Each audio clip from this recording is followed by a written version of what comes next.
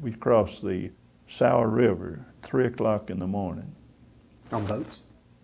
Yeah, had a little over, just three of us. We carried them for, I guess, a good mile to keep them from knowing that we were coming. And we went down to the river. And the river must have been, say, 200 feet wide. The moon was a-shining. There's a railroad track going up and down the river. And about the time we got down to the river, they heard us and opened fire. And the telephone wires, the old open wires, you probably have never seen that being as young as you were. We had these old open wires, no insulation, just strung up and down, they did. It must have been 25 wires over my head. And those bullets coming off of their machine guns shooting at us. And I could look up there and see them. It looked just like the whole elements was on fire from the tracers, from the bullets. And then between every tracer, there was probably 25 bullets between. And it was just lit up with tracers. We got onto the river then just shortly after that, and the ice was, well, it was strong enough to hold us up. And we set our boat on that ice and pushed it out to the water, and it must have been a good 50 feet before we got to the water. And we got to the water, and we just slid our boat on in it, and it jumped in.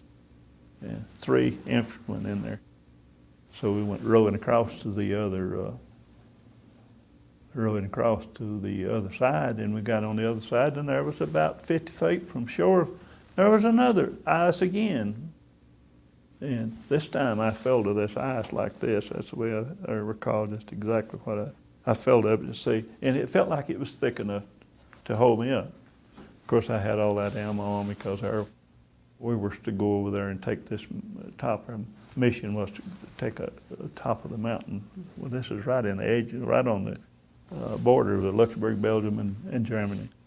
And I fell to that ice, and I had so much of the material on me, supplies on me, till I was real heavy.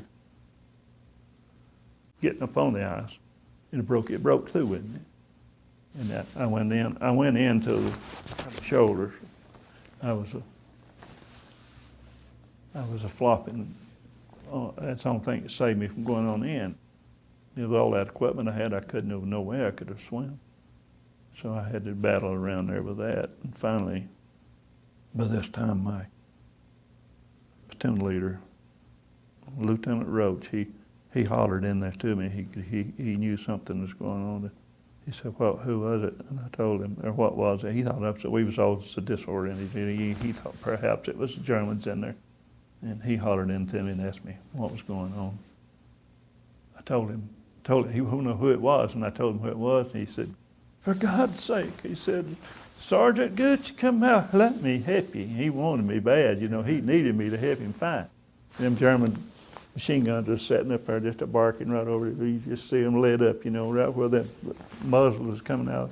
Yeah, that's when I say I get a little hyper when I get into this, talking, seeing all that kind of stuff. It does make you a little hyper. Anyway, we crossed on through, and the clothes dried on my body.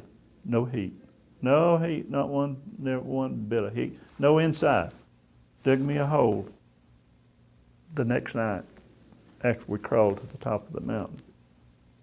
And dug a foxhole, and I sat back in this hole.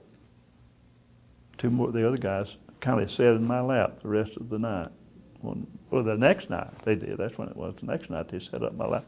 Of course, I was the smallest one of the 3 of us, and they wanted to sit in my lap. Of course, I knew what they was up to. I wanted to sit in the bottom so they could sit on me and keep me warm. But they said, "You're smaller than the rest of us. You sit in our lap." So I finally gave in to them.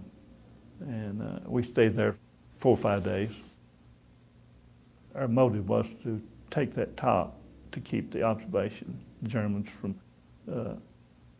where they couldn't see us putting in the bridge. They were throwing a bridge back where I fell in the river. And that's what we had to do, was keep them off up there while they was putting that bridge in. Did you get it? Did you take the top? Oh yeah, we stayed with them. Oh yeah, we whipped them out. The tanks got to us. That's what our motive was to stay up there and fight them to keep them down until the tanks could throw the bridge and come to us, and they did.